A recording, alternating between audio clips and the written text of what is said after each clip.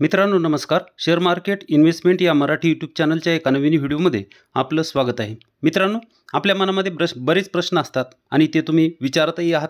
आणि सध्या मार्केट हे बरेच चांगले स्टॉक, फंडामेंटल्स चांगले असलेले स्टॉक खाली मिळत आहेत. जर तुमच्या पोर्टफोलिओमध्ये काही भंगार स्टॉक असतील किंवा खराब स्टॉक असतील की ज्याचे 10 वर्षाचे 5 वर्षाचे CAGR, स्टॉक प्राईस CAGR हे कमी आहेत, तर ते स्टॉक काढून, जरी लॉसमध्ये असेल तरीही ते स्टॉक काढून हे चांगले स्टॉक जर आपण त्याच्यामध्ये घेतले तर आपला पोर्टफोलिओ काही वर्षामध्ये 2-4 वर्षामध्ये चांगला प्रॉफिटेबल होऊ शकतो. तर तुम्ही विचारल्याच्या प्रश्नाचे उत्तर आज मी ह्याच्यामध्ये देणार आहे. तर पहिला प्रश्न आहे वैशाली गुरव यांचा. ते म्हणतात की मन्नपुरम फायनान्स बाबत व्हिडिओ बनवा. तर मन्नपुरम फायनान्स ही सोने कर्ज देते. ह्या कंपनीचं मार्केट कॅप 14,000 करोडचा आहे. 172 करंट प्राईस चालू आहे. स्टॉकचा PE 7चा आपल्याला पाहायला मिळत आहे. ROCE व ROE 11 व 16 आहे. फेस व्हॅल्यू 2 आहे. हिचे रेव्हेन्यू बघा, 100चे रेव्हेन्यू 1988चे रेव्हेन्यू 6,684 पर्यंत आलेले आहेत. म्हणजे जवळपास तिप्पट झालेत मागच्या 9 वर्षामध्ये. नेट प्रॉफिट जर पाहिलं तर नेट प्रॉफिट 271चं 1500 पर्यंत आलेलं आहे. 5 पट झालेला आहे profit. Sales growth, profit growth जर दोन्ही पाहिली तर ही व्यवस्थित नाही आहे. आपल्याला डबल डिजिट आणि सातत्य पाहिजे. तर 3 वर्षामध्ये 7%, इथं प्रॉफिट 3 वर्षामध्ये 1% आहे. त्यामुळे स्टॉक प्राईस CAGR हे आपल्याला इथं असे खालीवर झालेले पाहायला मिळतात. 10 वर्षाचे 23%, 5 वर्षाचे 8%, 3 वर्षामध्ये 0 आहे आणि 1 वर्षामध्ये हा स्टॉक चाललेला आहे. 64%चे मिळालेले आहेत. स्टॉकचा चार्ट बघा तुम्ही.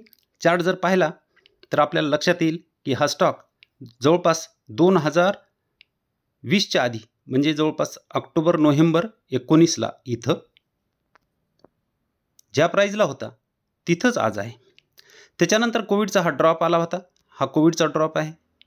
म्हणजे अजूनही कोविड त्या लेवललाच स्टॉक चालत आहे. म्हणजे हा स्टॉक स्लो चालतो हे यावरून लक्षात येते. तर ही कंपनी ठेवून आपले थोडेसे जर पैसे असतात, आपल्याकडे काही जास्त भरपूर पैसे नाहीत, करोडो रुपये नाहीत, 5-10 हजार राहिले तर राहिले, राहू द्या म्हणून, तर हे थोडे पैसे आपण दुसरीकडे चांगल्या स्टॉकमध्ये गुंतवले तर आपला चांगला फायदा होऊ शकतो. पोर्टफोलिओ स्टॉक हा नाही आहे. पुढचा प्रश्न आहे विशाल राखुंडे यांचा. सर, अशोक लेलँडबद्दल सांगा. तर अशोक लेलँडचं बघूया. अशोक लेलँड ही कंपनी तुम्हाला माहीत आहे. देशांतर्गत मध्यम आणि अवजड व्यावसायिक वाहन कंपनीची एक मजबूत ब्रँड आणि सेवा आहे. 50 देशामध्ये तिचे अस्तित्व आहे. मार्केट कॅप पाहिलं तर 49,000 करोडचं मार्केट कॅप आहे. करंट प्राईज 169 व 21चा PE आपल्याला पाहायला मिळत आहे. ROCE 11, 15, ROE व फेस व्हॅल्यू 1 आहे. इथं चार्ट जर पाहिला तर हिची EPS, कधी कंपनी प्रॉफिट आहे कंपनीला, इथं बघू शकता प्रॉफिट आहे, आणि कधी कंपनीला लॉस आहे. तर ही कंपनी खालीवर व्हॉलेटाईल असणारी कंपनी आहे. तर ही कंपनी जास्त रिटर्न देऊ शकत नाही हे यावरून लक्षात येतं. सेल्स बघा, कंपनीचे सेल्स 21,000 करोडचे सेल्स आहेत. 42,000 करोड झालेले आहेत मागच्या 8 वर्षामध्ये. नेट प्रॉफिट 712 इथं मायनस झालेलं आपल्याला दिसते. म्हणजेच कंपनी ही व्हॉलेटाईल आहे. 1362 करोडचं प्रॉफिट झालेलं आहे. त्यामुळं काय होतंय, स्टॉक प्राईस CAGR आपल्याला चांगले मिळत नाहीत.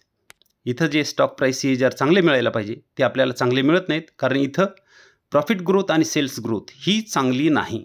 कारण स्टॉकचं प्राईस कधीही प्रॉफिटला फॉलो करत असते. त्यामुळे प्रॉफिट जर चांगला असेल तर आज ना उद्या स्टॉक हे पळणारच आहे. त्यामुळे चांगले प्रॉफिट असलेले, चांगले सेल्स असलेले स्टॉक जर आपल्या पोर्टफोलिओमध्ये असतील, आज जरी तो पोर्टफोलिओ आपला मायनसमध्ये असेल तरीही स्टॉक काही दिवसानंतर वर जाणारच आहेत. फक्त धीर धरा.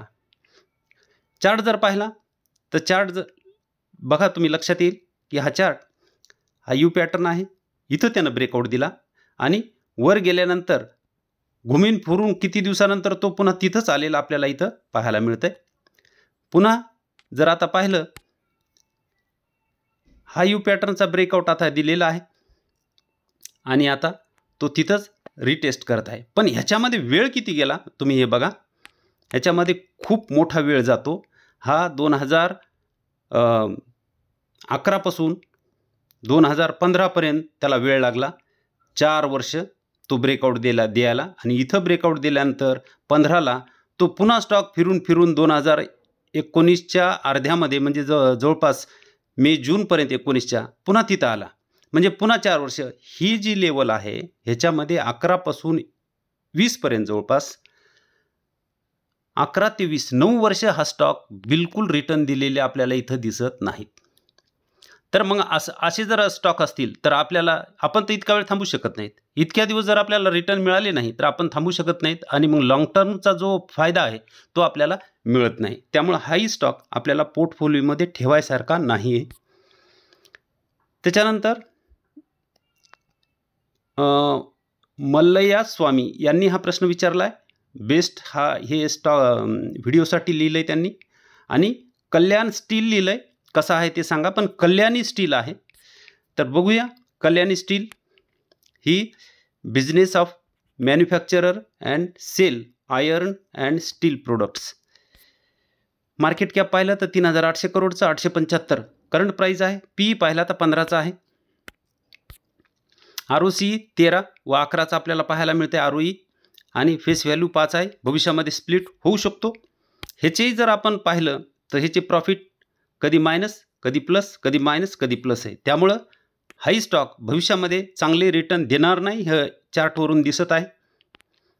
सेल जर पाहिले तर 1100 करोडचे सेल्स 1800 करोड झालेत 10 वर्षामध्ये, म्हणजे अजूनही डबल झालेले नाहीत. नेट प्रॉफिट पाहिलं तर 59 करोडचं नेट प्रॉफिट आहे, 167 करोडपर्यंत आलेलं आहे. इथं सेल्स ग्रोथ आणि प्रॉफिट ग्रोथ सिंगल डिजिट आपल्याला पाहायला मिळते. तरीही स्टॉक पळालेला इथं दिसत आहे. स्टॉक प्राईस CAGR पाहिलं तर 10 वर्षाचे 32, 5 वर्षे 34, 3 वर्षाचे 38. असं का दिसायले? कारण 1 वर्षामध्ये 175% पळाला, म्हणून वरचे हे बदललेले आहेत. हा स्टॉक एका वर्षात खूप चाललेला आहे, त्यामुळे वरचे आपल्याला CAGR हे चांगले दिसतात. स्टॉक कधीही जर त्याचे सेल्स प्रॉफिट चांगले नसतील तर हा पळालेला स्टॉक कधी ना कधी खाली येणारच. त्यामुळे तुमच्याकडे असेल तर प्रॉफिट बुकिंग करायला सध्या हरकत नाही. हे स्टॉक बघू शकता, इथं 2000 जवळपास 10 पासून हा स्टॉक लिस्ट झालेला आहे आणि इथं ब्रेकआउट दिल्यानंतर पुन्हा तो वर गेला आणि पुन्हा इथं तो आलेला आहे खाली. म्हणजे 2010 पासून तर 2021 पर्यंत 10 वर्ष ह्या माणसाला काहीच रिटर्न मिळालेले नाहीत. आता इथून पुन्हा हा कप आणि हँडल पॅटर्नचा आता ब्रेकआउट मिळाला आहे. आता इथून पुढे जर 10 वर्ष जर तो खाली येत राहिला तर आपण टिकणार नाहीत. त्यामुळे हाई स्टॉक पोर्टफोलिओचा स्टॉक नाही आहे. पुढचा प्रश्न आहे सचिन चव्हाण यांचा. ते म्हणतात, सर नमस्ते. नमस्ते सर जी, आपण स्टॉकवरती खूप इम्पॉर्टंट माहिती सांगत आहात, धन्यवाद. Thanks sir. जे रेल्वे स्टॉक IRFC, रेल विकास आणि ग्लोबल एज्युकेशन स्टॉकवरती सांगा. तर बघूया आपण. पहिला आहे इंडियन रेल्वे फायनान्स IRFC. ही काय करते कंपनी? तर ही भारतीय रेल्वे फायनान्स कॉर्पोरेशन मालमत्तेच्या संपादन निर्मितीसाठी वित्त पुरवठा करण्यासाठी वित्तीय बाजाराकडून निधी उधार घेते आणि जी नंतर भारतीय रेल्वेला फायनान्स म्हणून भाड्याने दिली जाते. मार्केट कॅप 1,85,000 करोड, 142चा करंट प्राईस आणि 30चा पी आपल्याला पाहायला मिळत आहे. ROC ROE पाहिलं तर 5 आणि 14, म्हणजे हे खूप कमी आहे. फेस व्हॅल्यू पाहिलं तर 10 आहे. स्टॉक सध्या इथं तुम्हाला लक्षात येईल जे त्याचे प्राईज आहेत त्याच्यापेक्षाही वर गेलेला आहे. भविष्यात जर ह्या कंपनीनं प्राईज नाही प्रॉफिट जे आहे त्याच्यावर गेलेला आहे आणि भविष्यात जर कंपनीनं प्रॉफिट दिले नाही, कारण इथून प्रॉफिट हळूहळू खाली आहे तेवढे आपल्याला दिसत आहेत, भविष्यात कंपनीनं जर प्रॉफिट दिले नाही तर स्टॉक खाली येऊ शकतो. सेल्स पाहिले तर सेल्स 7,500 करोडचे सेल्स 23,000 पर्यंत गेलेले आहेत. तुम्ही बघू शकता त्याच्यानंतर नेट प्रॉफिट 849 करोडचं नेट प्रॉफिट 6337 करोडपर्यंत आलेलं आहे. हेच प्रॉफिट जर पुढे जर कंटिन्यू राहिले तर स्टॉक वर राहू शकतो, नाही तर स्टॉक पडू शकतो. सेल्स ग्रोथ, अशी सेल्स ग्रोथ डबल डिजिटमध्ये पाहिजे, पण ह्या वर्षामध्ये सेल्स प्रॉफिट ग्रोथ -7% आहे आणि सेल्स ग्रोथही 12वर आलेली आहे. आणि त्याच्या विरुद्ध जे झालं आहे ते 1 वर्षामध्ये 440% शेअर चाललेला आहे. म्हणजे ह्याला भविष्यामध्ये खाली यावं लागेल. बघूया चार्ट काय म्हणतंय. तर प्रमोटर होल्डिंग आधी बघू. प्रमोटर होल्डिंग जर पाहिली तर 86% प्रमोटर होल्डिंग आहे, इथं पाहू शकता तुम्ही. तर ही होल्डिंग त्यांना 3 वर्षामध्ये कमी करावं लागेल, 75पर्यंत आणावं लागेल. तर ज्यावेळेस ते विकतील त्यावेळेसही स्टॉक हा खाली येऊ शकतो. पब्लिक 11% आहे, FI आहे 1% व DI आहे 1% राहिलेली आहे. ह्या दोघांनाही FIनं तर कंटिन्यू ठेवलेला आहे, 1.14 ते 1.15 केलेला आहे आणि DIनं माल थोडासा कमी केलेला आहे, सेल केलेला आहे. पब्लिकनं थोडासा माल वाढवलेला आहे. चार्ट बघा, चार्ट कंटिन्यू वर गेलेला आहे. 25 रुपयाचा स्टॉक तुम्ही इथे बघू शकता. 25 रुपयाचा स्टॉक 144ला सध्या ट्रेड करत आहे. जवळपास 200च्या जवळ 180-90 पर्यंत हा गेलेला आपल्याला इथं पाहायला मिळत आहे. तर भविष्यामध्ये प्रॉफिट बुकिंग होईल हे लक्षात ठेवून या स्टॉकमध्ये तुम्ही राहू शकता. पुढचा आहे रेल विकास निगम RVNL. ही काय करते कंपनी, तर ही 2003 मध्ये सरकारने स्थापना केली होती. भारताचा तो दुहेरीकरण, गेज रूपांतरण, नवीन मार्ग, रेल्वे विद्युतीकरण, मोठे पूल, कार्यशाळा, उत्पादन युनिट, सवलतीनुसार सेवेसह मालवाहतुकीच्या महसुलाची वाटणी, MORद्वारे नियुक्त केलेल्या विविध प्रकारच्या रेल्वे पायाभूत सुविधा, म्हणजे रेल्वेविषयीचे सगळे काम ही कंपनी करते. मार्केट कॅप जर पाहिलं तर 52,000 करोडचं मार्केट कॅप, 250चा प्राईस चालू आहे. स्टॉकचा PE 35 आहे. ROC ROE 17 आणि 20, 10चा फेस व्हॅल्यू भविष्यात स्प्लिट होऊ शकतो. ह्याही कंपनीचं तसंच आहे. प्रॉफिट हे वाढलेले आपल्याला दिसत आहेत, पण आता PE त्याच्याही वर गेलेला आहे इथं. तर भविष्यात जर प्रॉफिट वाढले नाही कंपनीचे तर स्टॉक पडू शकतो, कारण इतका स्टॉक चालला तर करेक्ट होणं आवश्यकच आहे. कोणताही स्टॉक रॉकेटसारखा वर जाणार नाही. सेल्स पाहिले 3100 करोडचे सेल 20,000पर्यंत आणलेले आहेत.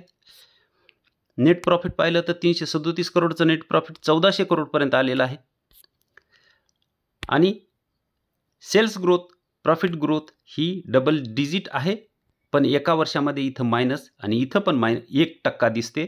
पण त्याच्या विरुद्ध स्टॉक एका वर्षात 343% चालला, म्हणजे मागच्या स्टॉकसारखाच हाही स्टॉक खाली येऊ शकतो, हे इथं दिसायला लागले. त्याचा आणि ह्याचा चार्ट सारखाच आहे. खूप चाललेला हाही स्टॉक आहे, त्यामुळं करेक्शन होणारच थोडंफार. त्याच्यानंतर ग्लोबल एज्युकेशन याबद्दल विचारलं होतं. ही कंपनी एज्युकेशन सर्व्हिसेस पुरवते. इथं बघू शकता. मार्केट कॅप पाहिलं तर 525 करोडचं मार्केट कॅप, 258चं प्राईज आणि 15चा PE आपल्याला इथं पाहायला मिळत आहे. ROC 54, ह्याचे ROC ROE बघा चांगले आहेत, 54 आणि 40 आहेत.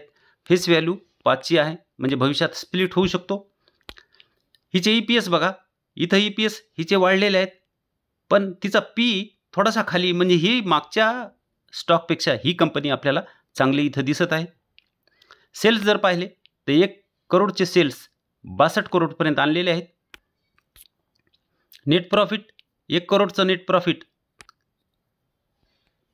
23 करोडपर्यंत आलेलं आपल्याला इथं पाहायला मिळते. सेल्स ग्रोथ, प्रॉफिट ग्रोथ बघा, मागच्या दोन्ही कंपनीपेक्षा ह्या कंपनीची सेल्स ग्रोथ आणि प्रॉफिट ग्रोथ इथं आपल्याला चांगली दिसते. आणि ह्या वर्षामध्ये प्रॉफिट ग्रोथ 109% आहे, पण ह्या वर्षात इथं शेअर तेवढा चाललेला नाही. म्हणजे ह्याच्या उलट तिथं होतं की इकडं सेल्स ग्रोथ काहीच नव्हती, प्रॉफिट ग्रोथ काहीच नव्हती आणि शेअर तितका पुढं पळालेला होता. चार्ट जर बघितला तर चार्ट हा U पॅटर्न आहे. इथं त्यानं ब्रेकआउट देऊन आला आणि तिथंच हा रिटेस्ट करत आहे. त्यामुळं चार्ट तर चांगला आहे. तुम्ही जर हा शेअर घेतलेला असेल तर होल्ड करायला हरकत नाही. आणि जर इतर बघणारे जर कोणी असतील त्यांना जर ह्या शेअरमध्ये गुंतवणूक करायची असेल तर हा शेअरही चांगला आहे. मित्रांनो, हा व्हिडिओ फक्त अभ्यास म्हणून बनवलेला आहे, कोणताही कॉल किंवा टिप्स नाही आहे. तुम्हाला खरेदी किंवा विक्री करायची असेल तर अभ्यास करून निर्णय घ्या. हा व्हिडिओ जर तुम्हाला चांगला वाटला तर इतर लोकांपर्यंत पोहोचवा. तुमच्या व्हॉट्सॲप ग्रुपवर हा व्हिडिओ शेअर करा. व्हिडिओला लाईक करा व सबस्क्राईब करायला विसरू नका. धन्यवाद.